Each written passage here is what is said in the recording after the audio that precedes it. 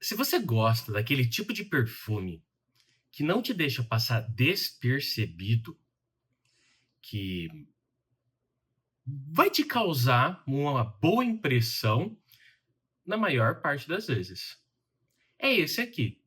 Não tem o frasco, no decorrer do vídeo estarei explicando o porquê, mas será que vale mesmo o hype e principalmente o preço cobrado por este perfume?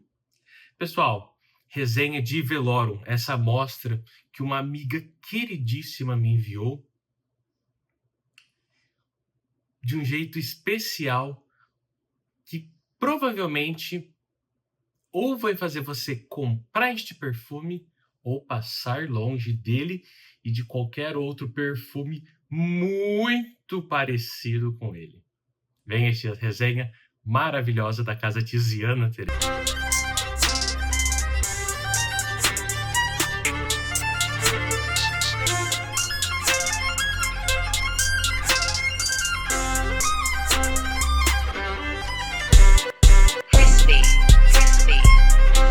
Ative o sininho para as novas notificações.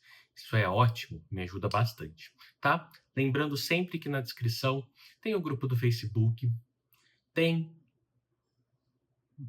a planilha de decantes, tem perfumes de nicho à pronta entrega aqui no Brasil. Tudo que vocês precisam está aqui, tá? João, você ganha alguma coisa com isso? Nada, tá bom? Então, é algo que vale muito a pena vocês estarem participando, tá? Seja somente para adquirir conhecimento.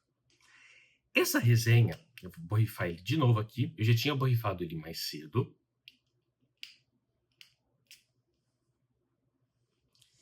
E precisa ser dito isso, tá? Para esclarecer muita coisa sobre essa casa.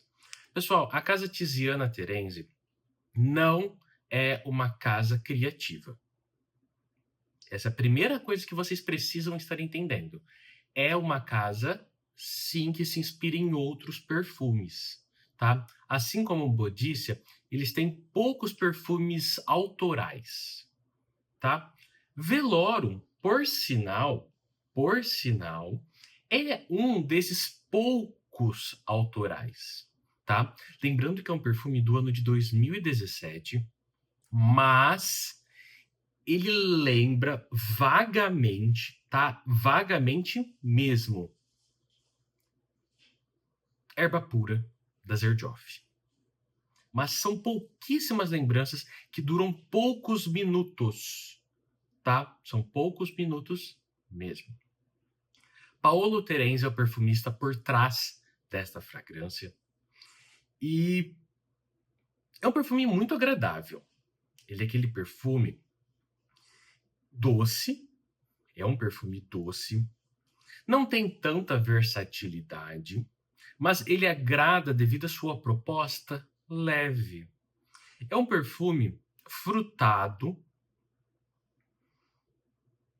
um pouquinho especiado, doce, mas bem doce mesmo, oriental, devido a algumas notas em particular que eu acho fenomenal, e que tanto homens quanto mulheres conseguem vestir. Mas, que fique claro, não vai agradar todos devido à nota mais proeminente deste perfume, que é a nota de chocolate branco.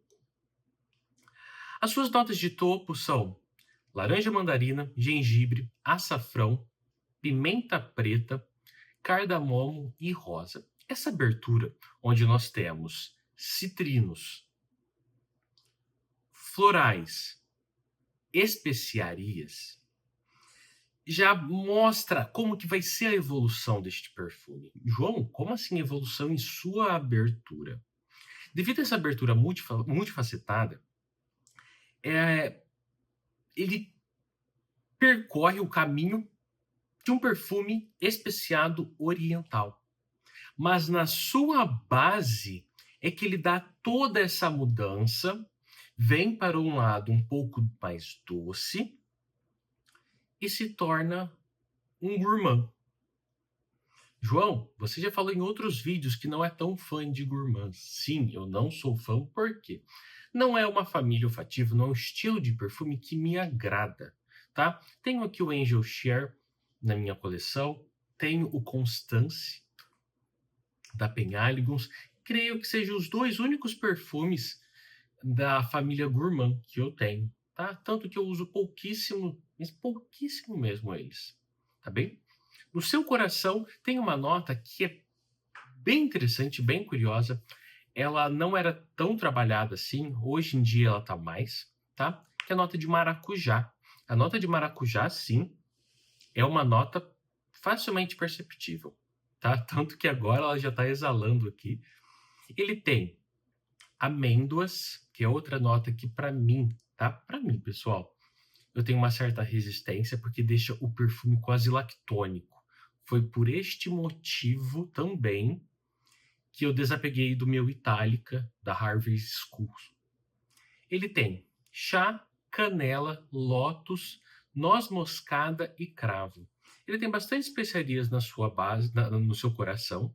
Só que essas duas notas, maracujá e amêndoas, elas falam mais alto. Elas exalam mais, tá? Elas são mais perceptíveis. E é como se fosse uma sobremesa. Não chega a ser o nosso famosíssimo mousse de maracujá, tá? Não é. Mas é como se fosse alguma sobremesa, como você simplesmente pega, ou até algo simples, você pega, parte o maracujá ao meio, coloca um pouco de açúcar e come. É basicamente isso. No seu coração, essas notas deixaram o perfume doce e ainda assim levemente especiado. E agora, na hora que ele entra na sua base, vem aquele carregado gourmand e ainda mais doce, tá bem? Que é onde entra madeira de guaiaque, âmbar, musk, sândalo, fava tonka, chocolate branco e baunilha. Esse perfume, aqueles que gostam, aqueles diabéticos, né, aqueles perfumes doce, aquelas pessoas que gostam estarão tendo, adquirindo, conhecendo um perfume de prato cheio nessa proposta. Mas quem não gosta vai detestá-lo, tá? É sim um perfume mais doce, tá? Mas a qualidade que tem aqui é sim de se surpreender. Porque geralmente a casa Tiziana Terenzi, por ela não ser uma casa tão autoral, ela não tem notas, né, uma qualidade tão grande assim. Mas aqui, tá? Eles capricharam bem. Paolo caprichou bem. O Momona, tá? Que é da casa suíça, Parfums Del Mar, é sim um perfume muito parecido com Velorum, mas custa bem menos que ele. Aqui é um perfume que custa aproximadamente, tá? Creio eu, que uns 4, 5 mil reais. Enquanto Momona fica na faixa de 2 mil, acho isso. Então a gente pensa, será que vale a pena pagar 5 mil reais em 100 ml ou 2 mil em 60? É uma proporção tanto quanto curiosa, mas a qualidade é indiscutível. E algo que vale a pena comentar deste perfume é, de modo geral, as suas ocasiões. Gente, que perfume gostoso para um encontro. Parece que ele foi desenvolvido para isso. Um perfume apaixonado. Para aquela pessoa que está apaixonada, que quer se declarar. Tá? É esse aqui. Não tem como.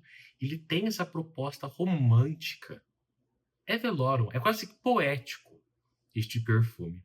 Tá bem? O seu desempenho é muito satisfatório. Perfume gourmand, frutado, doce, 10 horas de fixação no mínimo. Lembrando que isso varia para cada pele, mas fixa muito, muito mesmo. Pessoal, que delícia de perfume. Como se fosse uma sobremesa de chocolate branco com amêndoas, maracujá e aquele toque maravilhoso de baunilha. Incrível, incrível mesmo. Agradeço vocês por tudo e até a próxima. Tchau, tchau.